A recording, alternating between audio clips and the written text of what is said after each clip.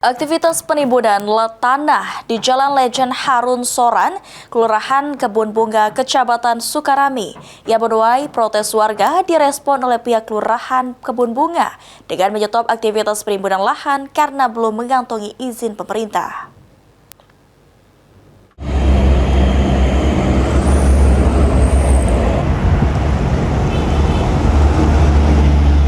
Beginilah kondisi kawasan di Kelurahan Kebun Bunga, Kecamatan Sukarami, Palembang.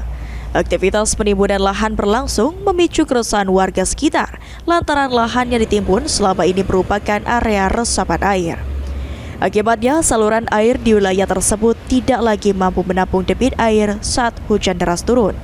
Lurah Kebun Bunga, Sheila Anggraini mengatakan, terkait penimbunan lahan tersebut hingga saat ini belum memiliki izin dari dinas terkait. Bahkan pihaknya sempat memberikan himbauan agar penimbunan tersebut segera dihentikan. Oleh karena itu, pihaknya telah melakukan mediasi sebanyak 2 kali antara perusahaan dan warga guna mencari titik terang.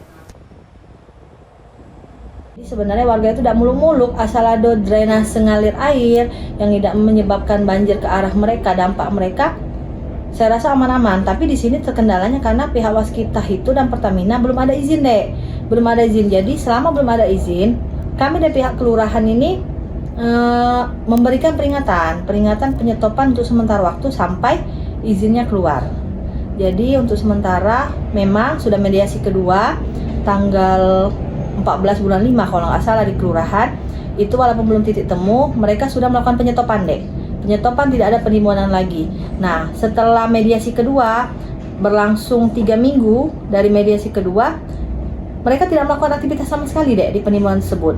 Nah, setelah berlanjut 3 minggu, awal bulan 6 tadi mereka melakukan penimbunan lagi. Tanpa sepengetahuan kami, mereka melakukan penimbunan kembali. Ditambahkan Sheila, pihaknya juga meminta agar perusahaan membangun saluran air di sekitaran bangunan untuk mencegah banjir dan dampak lingkungan lainnya. Lutfi, PAL TV.